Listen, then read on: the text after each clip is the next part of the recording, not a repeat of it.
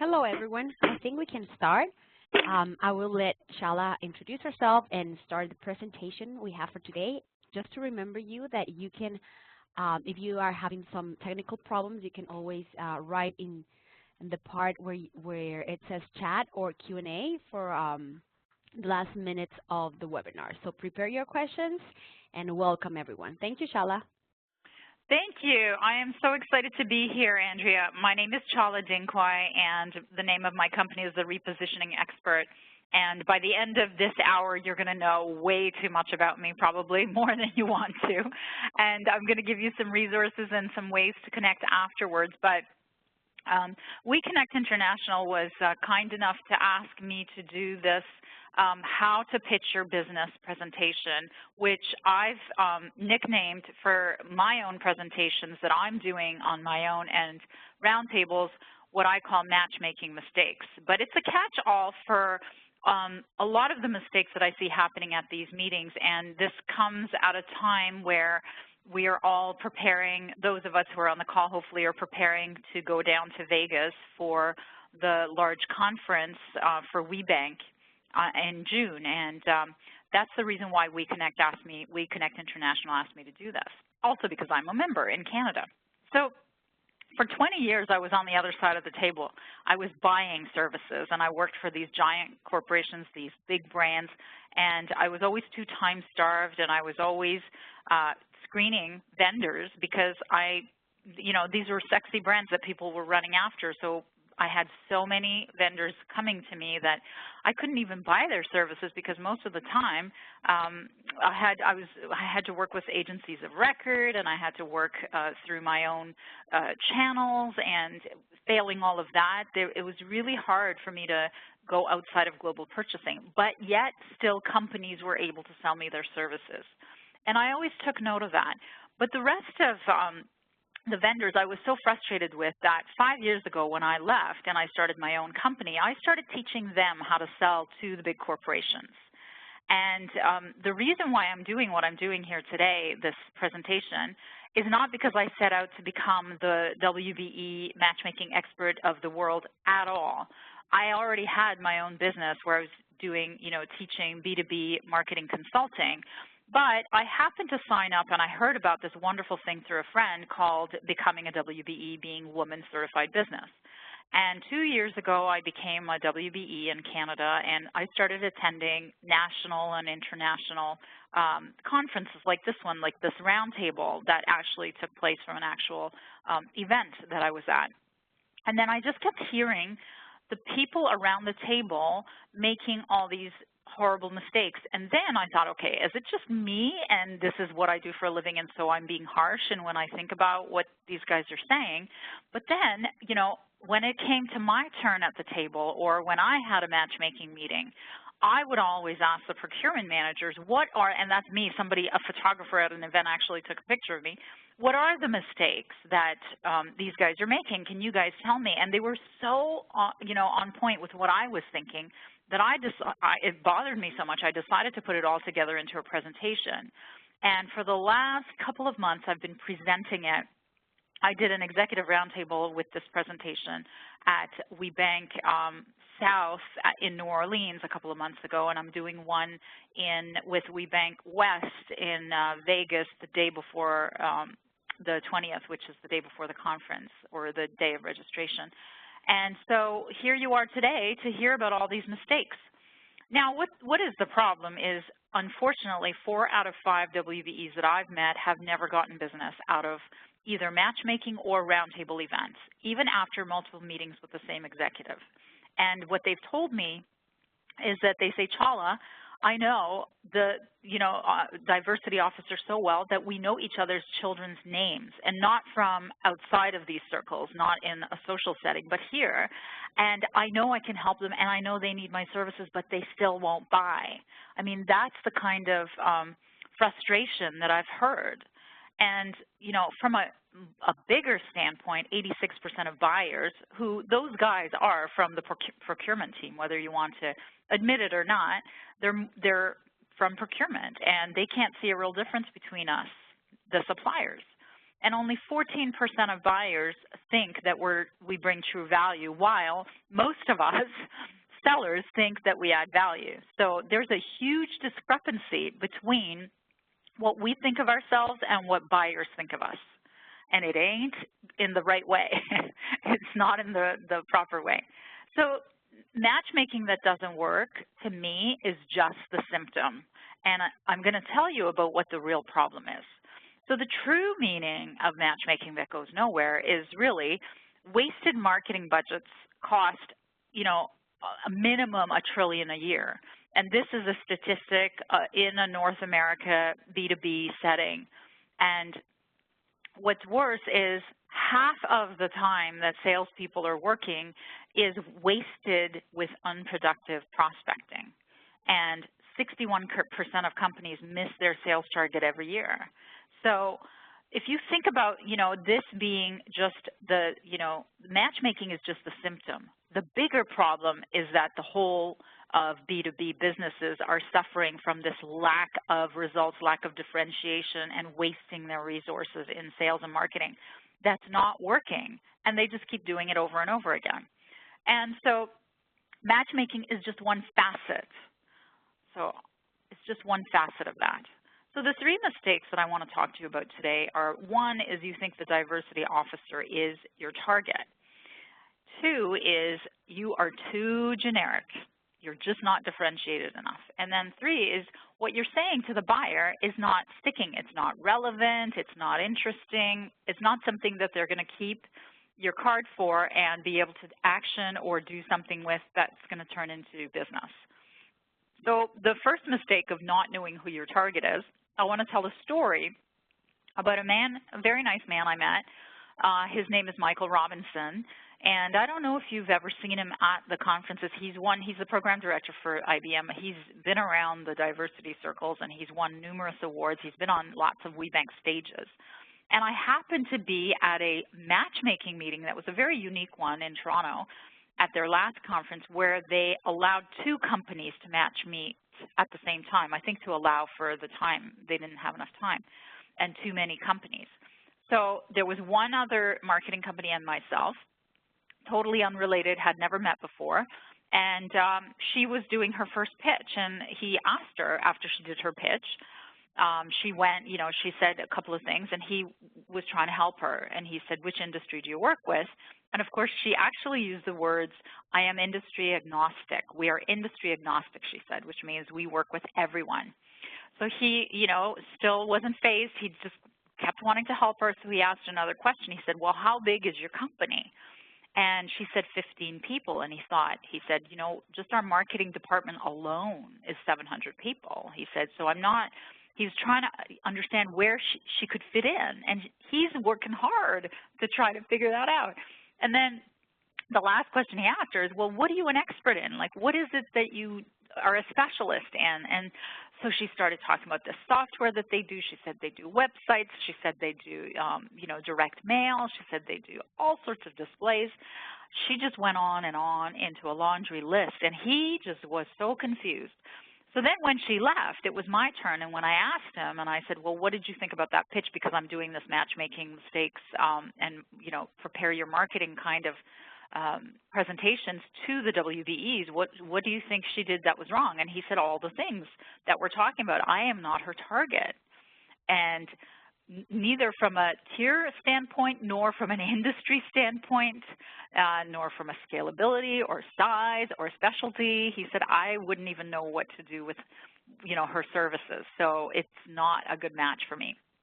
So that brought up what I teach my clients, which is how do you pick a target, an industry target, and how do you pick a specialty? Well, here's the model of businesses that do and don't do that. So at the top of a model, if you have the who, which is your customers, and the bottom is your products and services, well, this model of business, the square, they do everything with everyone, which is what this lady was. And most companies, most WBEs that I meet are in that boat. They're working with lots of different customer types and industries, and they're working with lots of products and services that they're selling to them. And let me tell you, that is the hardest one to market and the hardest one to communicate. The next model is you still have all the different industries that you serve, but you only do just one thing, one product or service, and I call that the Starbucks model. And the flip side of that is you only do it to one industry, but you do a whole bunch of services and products for them. And that I call the Chuck E. Cheese model, because Chuck E. Cheese only targets children. And then the last is what I call the golden position. You only pick one of each to grow and communicate. And so here are the nicknames. And so people hire me. I make a living by taking companies from the square into the golden position in terms of their communication. Now, it doesn't mean that you stop doing business and selling everything else to everyone else. It's just that your positioning and your communication is to the golden position, so that it's so much clearer to people and it's clearer to you and internally too. So what you do is you take what was here, which is the who at the top, which is the, let's say, corporate department managers at an IT company. And then for this client, for example, it was food and beverage. So this is what I call your customer sun, which is your marketing plan. And it's the worldview of your target market. So, you know, the person in the middle of the sun, that's their world. That's the way they look out into the world, and that's the touch points that you can have with them. So the first spoke of the sun, which is at the top, is a B2C model, which we can skip, because that's, you know, you look at what is the consumer's lifestyle and how can you get into their lifestyle and what they have a lot in common with in your communication. The next spoke of the sun is the publication. So where does this client have the food and beverage CMO, the Chief Marketing Officer, as their target? But you can change that with a CXO. It could be a CIO, CFO, any target that you have. And you look at, okay, what publications they're consuming, what media, what LinkedIn groups, what podcasts, what radio stations, you name it. And you try to target them through there with your content. The next spoke is the associations or organizations. And you look at, okay, where are these guys gathering? Is it a monthly chapter meeting? You know, what are they doing through their associations and organizations? And I got to tell you, it's so critical. It's one of the first things that I do with clients, because we use that, the targeting, to be able to get into their world to find out who we need to connect to. And it's one of the things I'm going to talk about in how you use your matchmaking and your roundtable experience, because if you're in this sun, you absolutely know the name of the person in the middle of a certain company that you're trying to target.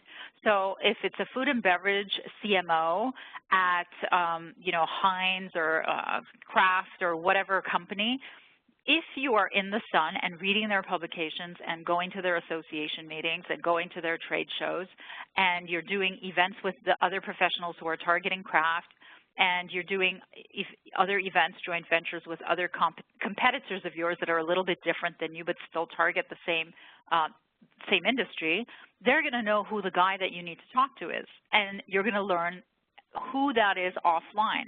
Because one of the comments that I get often is, Chala, how am I supposed to find out the name of the buyer for, you know, X company?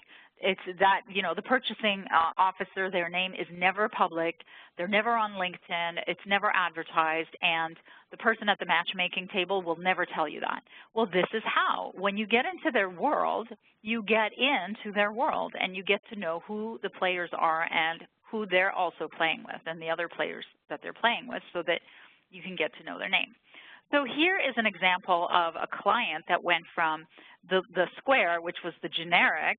So they, Kik was a generic ad agency, and they went out of business in 2009 when the economy sort of was tough, and my client had to let go of the whole staff and had to close the office and literally move the bare bones of the couple of clients they had into her basement, managing them through working in her basement. And at the time, we repositioned her into something called inbound marketing, which is you fire your sales staff and you still get sales from online. So they would do that for companies. And who they targeted was food service manufacturers. And you can see by the visuals that it's all about food. And what happened after we did that? Well, I got shortly thereafter an email from her saying, hey guys, I called, and she sent it to her new team and myself.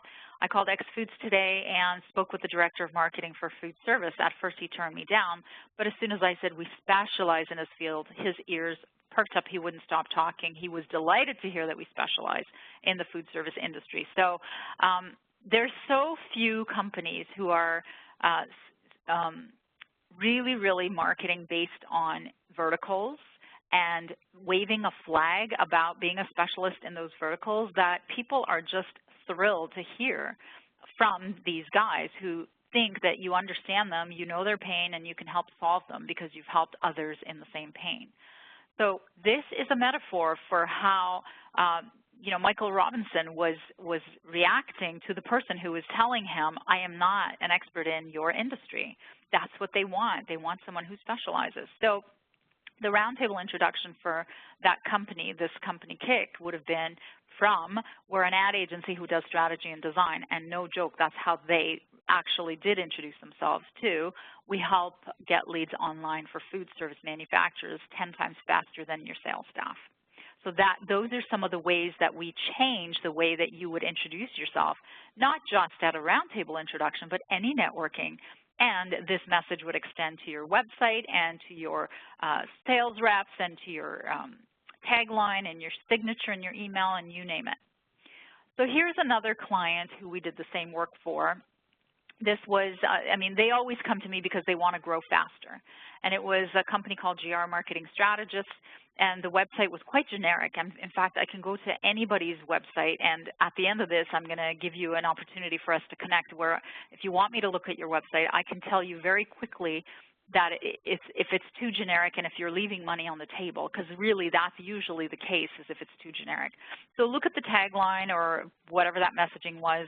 The heart of your business success lies in its marketing and distribution. And when we repositioned, when we did the research, and to be clear, I don't go and say you need to reposition in this industry and in this specialty, and I don't let the clients guess. We actually do the research so the market tells us, so we are never wrong. Because if the research was done correctly, and it's usually done by the client, then the answer is right there in the market. So when we looked at the market, one of the things that this company could do really well, and that was a huge need in the market, was that small food manufacturing companies like the cookies and the sauces and the soups, they couldn't get listed in Whole Foods or any of the, the grocery stores. So the name of the company changed to fooddistributionguy.com, and the tagline became marketing to get you listed. And the pain that he solved, or the company solved, became want to get listed and stay listed in grocery stores. So that's Richard Baker, who's the owner of the company.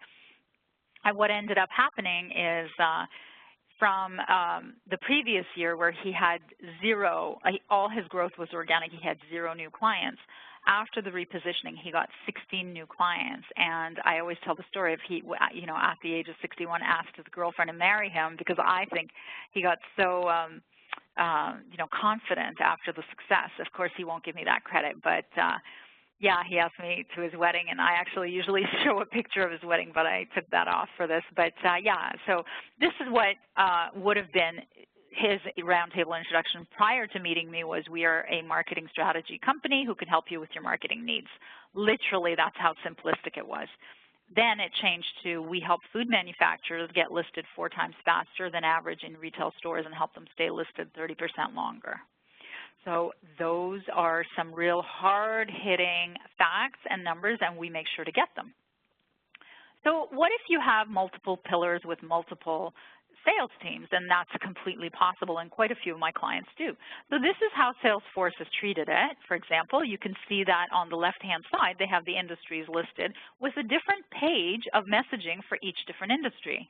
And again, if you remember the fact that your website should not be selfish, which is a blog that I wrote this past week, meaning it shouldn't be information, it shouldn't be us specific. So it shouldn't be just information about you. It should be information to help the problem that you solve.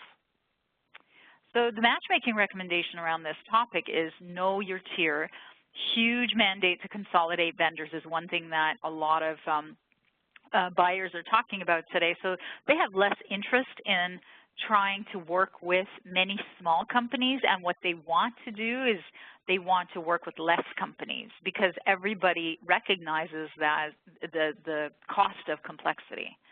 And then know your industry targets. So if you've ever been to any of these conferences, you'll know that there's a whole list that's pre-published of all the industry or all the companies that are going to be there in the room at the roundtables. And of course, the matchmaking, you don't get a choice in. But if you make certain, one, to choose the right industry target of the roundtables that you're going to go to, and you can pre-select them and make sure that you're there first before, you know, you have to sit at any table because there's just no room in the ones that are most popular. And in terms of the matchmaking, one of the things, one of the complaints about the matchmaking is that you have no control over who chooses you. So what if it's a company that is not your industry target? Well, I have some words to say about that at the end, but if you fill out the form that indicates your industry specialty, what industry issue that you solve, and how much of an industry expert that you are, and all of your marketing collateral online is also in support of that, there is no reason why somebody who's a petrochemical specialist should be match-made with a pharmaceutical. And if that does happen, I still have some tips for that at the end. But the whole idea is you sort of know which industry you target and you tell people as many different opportunities as you can. And know the name of your target person. Remember the person in the middle of the sun?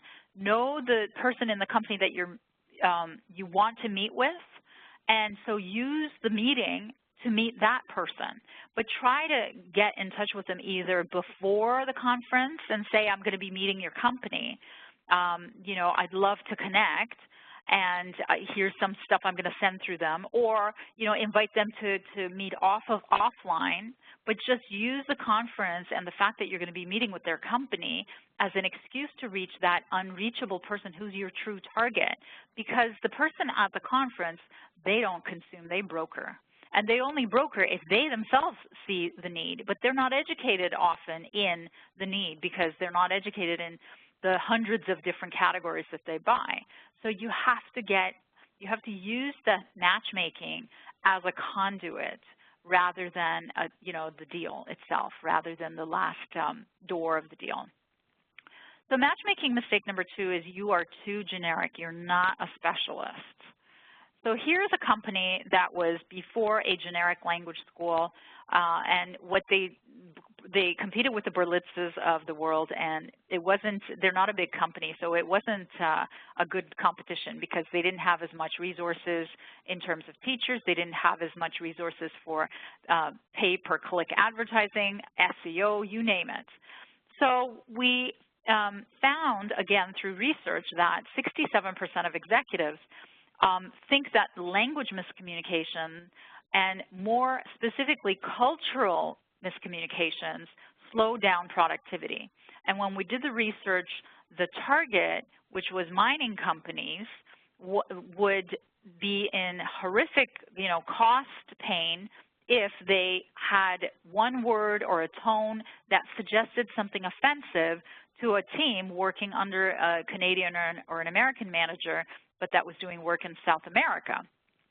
So we repositioned this company as a cultural language training expert, and now the company often gets more work through their lunch and learns that talk about the mistakes, the cultural language mistakes to avoid, because nobody's doing that.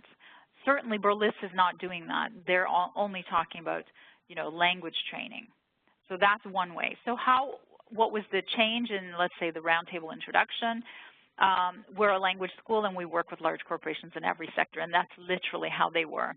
And now when you talk to them, they say we're a language school and we help mining company managers avoid cultural mistakes that cause productivity slowdowns with their foreign language teams. So if you can imagine, I'm a mining company manager, and I'm hearing that self-introduction, do you think I'd be interested in hearing more from this person who's helping, productivity slowdowns because of cultural mistakes? Do you think I've lived that problem if I have a mining company that does business in places that don't speak English? I guarantee you it does, and it does because her results prove that they do. So here is another company that before they were generic translators, and this is an actual WBE, and this was their website pretty much before we met. And client retention, great, quote approvals, great, clients trust us, great, but you could pretty much say that about any industry, and it could be any company. It is so generic. So when we found, out from research that the #1 need in the market was actually that over 75% of the world speaks a language other than English and French actually. And so they became, and the other thing was that when other translation companies were taking a month to translate Punjabi, they were taking a week. So they became the fastest translators of other languages and became the expert in that. So the Roundtable introduction would have been, we're a translation company who works with governments and agencies and all industries, and no joke, this is exactly what they would say, and I don't know how many times I've said that about other clients. And then it changed to, we provide 70% faster translations of other languages for marketing agencies. So you see the targeting is marketing agencies, and the positioning is 70% faster translations. So all of the marketing is now based on all of that. So the matchmaking mistake #3 is that your message isn't sticking to the buyer. So remember that, I always ask this question in my seminars is, if you had a stadium full of your ideal client, what would you say to them? So this is your Roundtable intro. Now, I don't know if the person, the diversity officer, is in your ideal client. That's what I'm urging you to find out or figure out strategically. 1, are they in the right industry? Are you at the right table? And 2, are they really the right person? Well, we know they're not because they only broker. They don't purchase. So, nevertheless, if you did have your ideal client, what would you say to them in 30 seconds from a podium to get them to follow you home? And I think you've already seen some of those examples. But here's the answer, is that 70% of people make purchasing decisions to solve problems. And that's a very sad case, and it's been studied in many different ways, for the last couple of 100 years. And human beings haven't changed, unfortunately. You think buying habits have changed, but this one has not. And only 30% make decisions to improve or gain something. So we use this human trait to our advantage in our marketing. So here's an example of a woman who, you can see she's a young, beautiful woman, Michelle Schroeder, and she had worked for the government, the Canadian government, for, 15 years. And her younger sister died suddenly. I think it was cancer. And she said, Chala, I am not going to die with my music in me. I am not going to die working for the government. So she had no, one specialty. She had no one track. She had worked for many different departments. We were starting from scratch, but yet when we looked at what is the pain in the market, and her biggest target would have been the governments, the Canadian government offices, we found that the millennials were a huge issue. Millennials who are, the young people who have just graduated, it would be their first jobs now, they're like 23, 25. They have real difficulty integrating into a multicultural workforce, multi-generational, I should say. And here's the pain, and look at this as her website, is by the end of 2020, 2 out of 3 of them are going to leave. So if you are an employer and you have millennials, I think you need to call her. So her name of the company became millennialstrategist.com, and the tagline became Attract, Lead, and Grow. So she didn't have any previous introduction, but now her introduction would have been, we help increase millennial employee retention for IT, let's say, companies reducing their turnover by as much as 45% per year. Because, I put IT because she wouldn't be at a WBENC conference if it were for just the government. I don't think. I think they have separate ones for that. Okay, so more examples of a Roundtable introduction is an example is we're a logistics company who reduces demurrage fees for petrochemical companies by 50%. Now, I had never even heard of that word, even though I'm bilingual and that's French, but it is a huge buzzword in that industry for that sector. So you can see why this wouldn't even make sense for the diversity, purchasing officer. It might if they've worked in that department and they know what a demurrage fee is and why it's a big problem. But the true person who would be affected by this would be the purchaser at the end. It wouldn't be the diversity officer. So another client that I've worked with who is a WBE, this is their roundtable introduction. We're a genuine gemstone manufacturer who specializes in employee rewards programs to reduce their returns by 90%, because that's a huge problem in that industry, in employee rewards programs. So what do you say? So that was all roundtables. Now, what do you say in the matchmaking meeting? Ooh, the critical 8 minutes. I wrote it twice. It's so critical. I want you to put together 3 or 4 stories of other clients in the same industry who had the same pain. Then you talk about how you helped them and what their results were. If you can show it as a visual slide on your iPad, or if you can show it as a printout of 3 to 4 pages, even better. But basically, and here's an example of how you do that. So the example of one story of a client who's doing this is, let's say, ex-logistics company that's niched in petrochemical companies, and the pain and the problem they solve is sensitive materials are always delayed in shipping, costing them $1.5 million a year in penalties. What ex-logistics did was they reorganized the back office, they took the load off the barge, not rail, and they retrained the client staff in working with barges.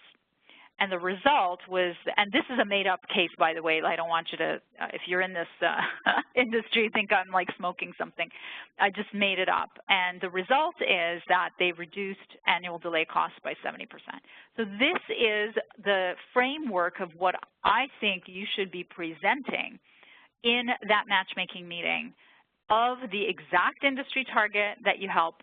And all they want to hear is buzzwords are saving time, saving money, saving effort, reducing complexity. These are the things that they want to see as a result. So put them down. Remember, pain, right? How did you reduce the pain? And metrics are great if you can give actual examples. And if you're not tracking your metrics, then put steps into place to make sure that in the future or with current clients that you're doing that.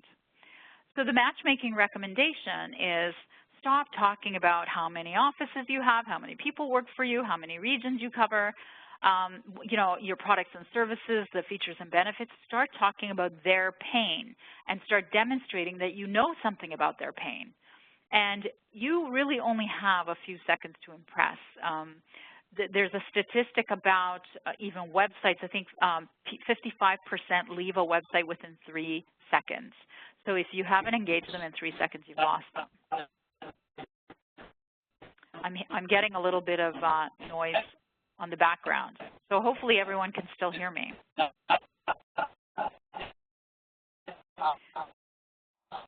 Andrea, I don't know if you're still on the line, but if we can mute anybody else who's on the call. Okay, good. All right. So the next recommendation is figure out, of course, whose pain you're a specialist in, because every different kind of industry speaks about, even if it's the same pain, they have a different terminology for it. And then message your expertise about the solution and have a definite brand persona and voice. So what if there is a mismatch? If the industry or your specialty doesn't help the company you've been matched with, and I've been told that this does happen, I'd like to ask if did your form and your marketing outside of the form reflect your specialty and niche? If it didn't, then it's kind of like you're half to blame, right? That form that when you're applying for matchmaking, that's your time to shine and scream about your specialty and about your industry. So the other is, if there's such a complete mismatch, no matter what you did, still use that opportunity to fact find about their pain around your topic. So you could say, what do you wish were different in your company or industry around HR or whatever that you do, right? Or printing. And the reason for that open-ended question is you might find some nuggets of something that that's underserved, that hasn't been served. One of the things that I've listened to so many of these purchaser panels, and every time they ask them, what are you guys looking for? All they say is innovation and cost savings. Innovation to simplify things and to reduce cost. That's all they want. But the truth of it is, not everybody has programmers or technical knowledge or capability to be able to invent something in their own industry or to have such a unique product in their industry. So what you have to do is you have to become an expert in one facet of a pain point. So here is I just want to check the capability statement. Yeah. So the capability statement makeover we did for a client, and I do this for clients, is this was their capability statement, the client that had the genuine gem manufacturing. And they're certainly accomplished. I mean, you can see it's, they've got lots of awards, they've got product information, the supply model, and so on. But what we did is we condensed it into this, which starts by saying they provide 20% lower priced offerings. I mean, that is just right off the top. And then the core competency, we really honed it down to online and rewards programs, employee rewards programs. And then the key clients, well, the logos speak for themselves. She doesn't have to list them. And then the success story is that they're an incredible 1,000 times less online purchase returns compared to the industry average, which is really, really unique, right? And then we talked about specifically all their differentiators that cause them to have such low return rates and that cause them to have lower pricing, right? And then all the awards and recognition and so on. So the makeover has to do with all the strategic work that you do prior to it, and where you punch up the things that really do matter. So then after the meeting, and this spelled the meeting, what happens when they look you up is you need to have a brand personality off, online when they go back to their office and they look at, okay, are we interested in working with this company? And one of the ways to do that is for example, Swell Bottles, which, grew 10 times over the last 3 years, is to use your cause, and they believe in water, and so they have the water project. So use a cause in your brand personality. Say what you mean, your brand personality. So this is a woman named Suzanne Evans. She's a coach in the U.S. She's got like a $10 million coaching business, and she's got a potty mouth, and look at the event, Grow a Pair Live, and stop whining, shut up, and make money now. You don't have to be of that same brand character, but say what you mean in your website and in your brand voice so that you are differentiated versus all the stock imagery and all of what everybody else is saying politely. Get personal. Sheryl Sandberg, the CEO of Facebook, she suddenly lost her husband last year, and she talks very, very candidly about, and she's also, of course, the author of Lean In, she talks very candidly about the experience and the grief and so on.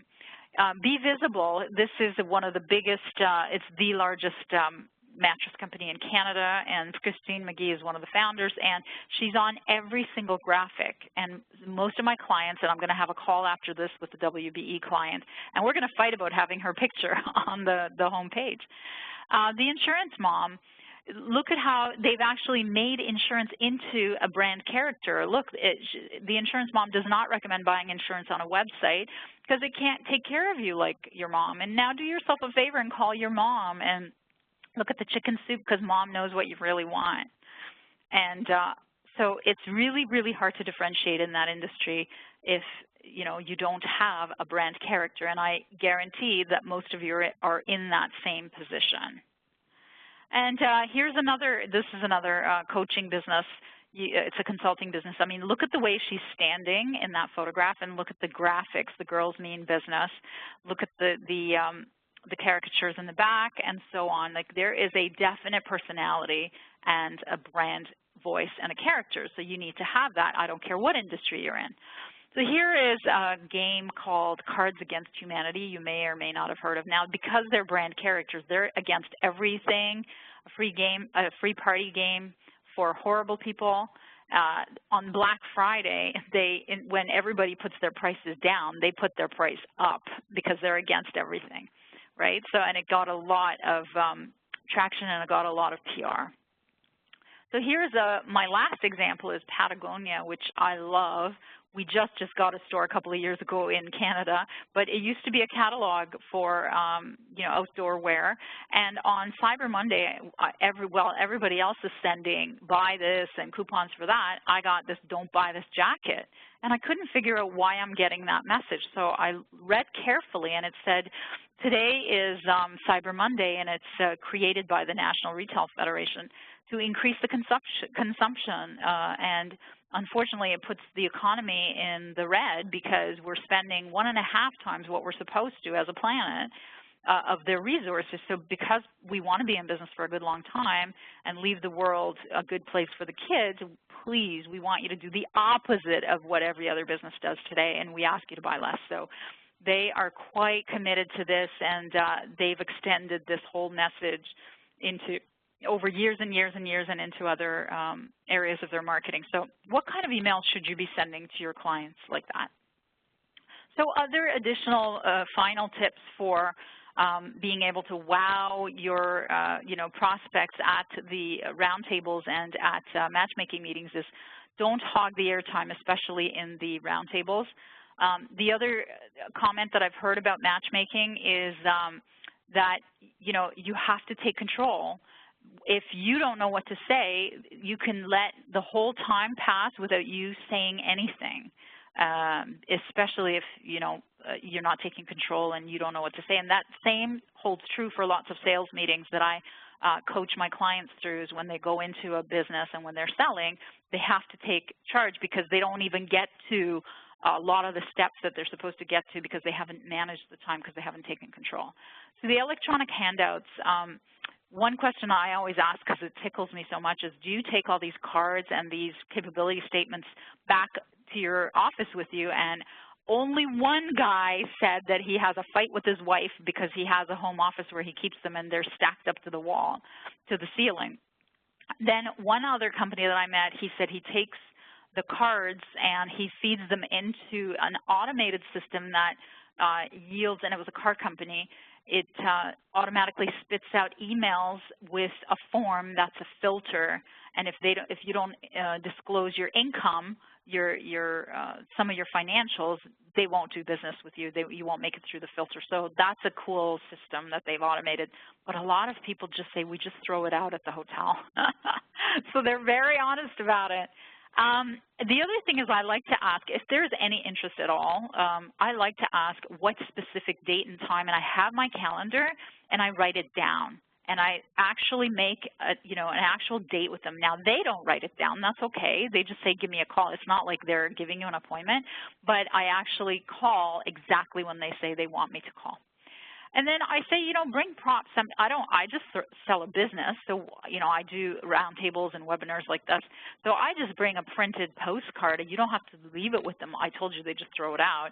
But it's just to show things. You could show things, and I just put a little mock-up of something. I don't know what it is. But it doesn't have to be a leave behind. It doesn't have to be, it just has to be cute. It doesn't have to be that significant. It doesn't have to be a gift. Because again, I don't know how they take it home. And it could be like a picture on your tablet too. It could be electronic. So, but it's just in any type of presentation when you have visual, textual, anything that makes it more interesting, it's great.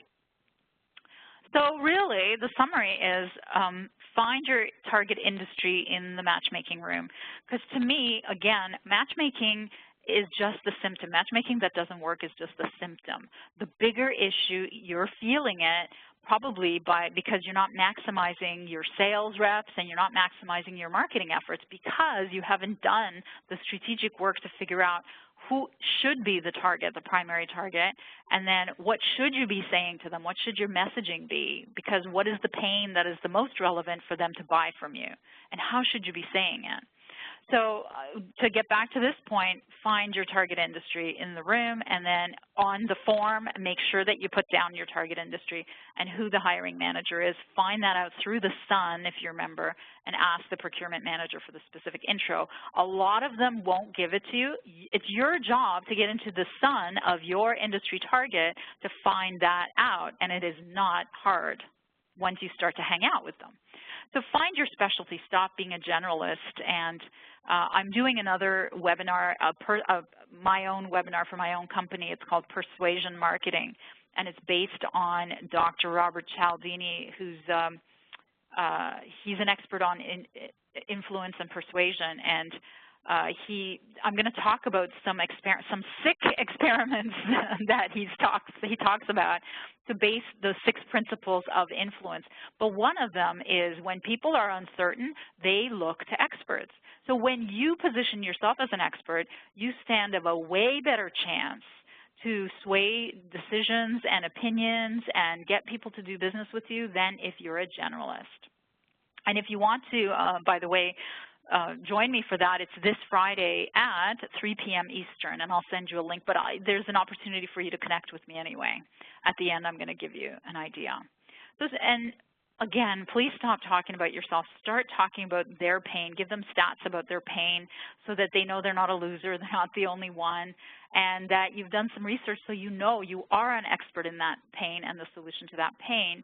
I often talk about the time that I almost gave birth when I worked at BIC, which was my last job, and I was a marketing manager there, and a vendor who was selling, they were the largest cardboard manufacturer, like display manufacturer in the country, and they did a 3-hour presentation. I almost gave birth during the presentation. I was so frustrated, and they, in 3 hours, didn't once mention the BIC name, the brand name, something that I was there thinking about, you know, going to sleep and waking up and eating and drinking. My brand name, they didn't even say it once. So stop talking about yourself. That's when I coined that phrase, you know, have self-amnesia. And then, of course, remember the distinct brand character. And I have a whole other presentation and a book called Gentle Marketing that talks about the people that do it, the companies that do it really well, and the companies that are doing it really badly, and how to go about in setting that distinction. Because, you know, your brand character is often of the founder. One of the great examples is really Richard Branson and the Virgin brand. So here's the next steps. If you think you need help with any of this, give me a call or email me. The first call, there's no obligation and there's really no selling. It's just to find out whether you need help and whether I can give you some quick points to help you and your team to get ready for the conference. Should you need any more help, it'll come out in that conversation, and then you can ask me what that looks like. So typically we get onto an Adobe meeting, which is on video. So, you know, we have a whiteboard together and we see each other on screens and we're talking, or we can arrange for just a straight phone call. So you can reach me at challa@repositioner.com, or that's my number in Canada. I'm in Toronto, Eastern time zone, and I'd love any of your questions or comments. Please link in with me on LinkedIn. I'm huge on LinkedIn, so Challa Dinkoy. And any of your comments or questions, I mean, I do this presentation a lot, so I add to it from the generous contributions of people and their stories and comments, and where they say, oh, you're missing that, or oh, you never talked about that. I'd love to hear from you, and I'd love to connect. And if you're going to Vegas, I'd love to see you. It's going to be like a sea of human beings. I don't know what that's going to be like. I've never been to their Vegas one, but I certainly was at the New Orleans one, and that was something else. And I understand this one's going to be even bigger. So, yeah, let's connect. And thank you. Thank you so much. So let me.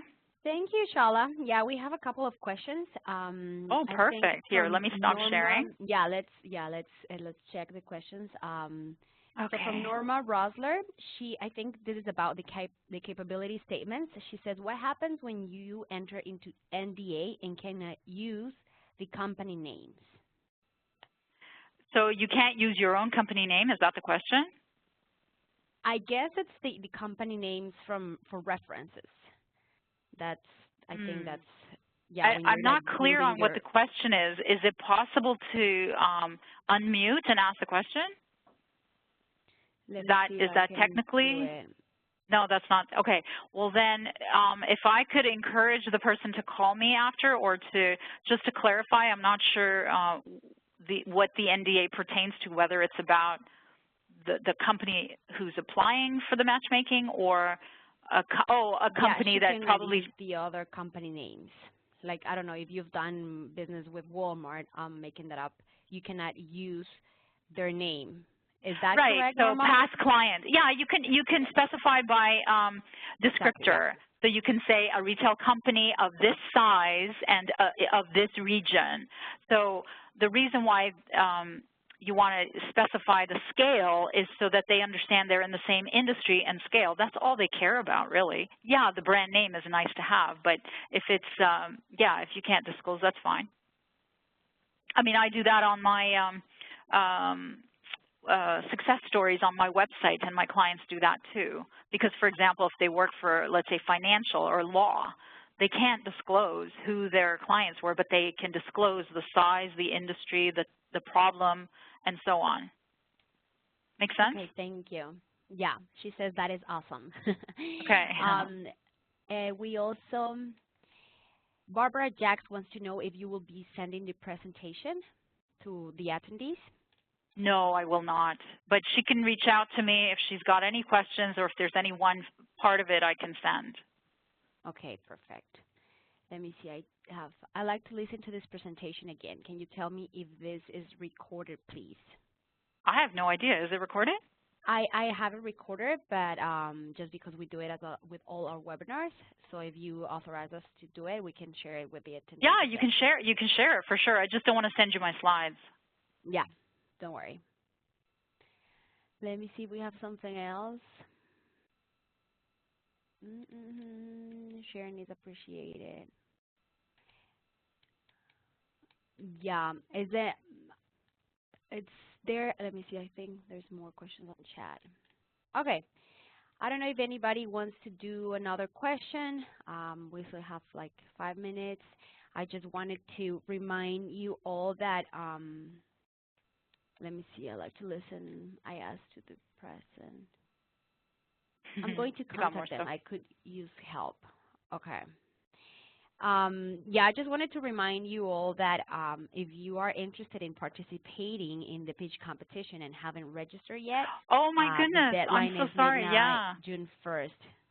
I forgot to put that. Don't worry. I'm so sorry. Oh my gosh. Don't worry, Shala. Yeah. So all the attendees, if you're interested in participating in the pitch competition and haven't done so, you haven't registered yet, do it through the webpage. The deadline is midnight, June 1st. So you can find all the information at the website, and we encourage you to register. Let me see, I think. I'm definitely going to be there at the pitch competition. We are new to the conference. Please expand on the matchmaking process. Okay. So what was the first part of the question? We are new to the conference. Okay. Monica Wise. Okay. She's never been, and she wants to expand. And she wants us to expand a little bit on the matchmaking process. How does it work? Okay. Do you want to take that, or do you want me to take it?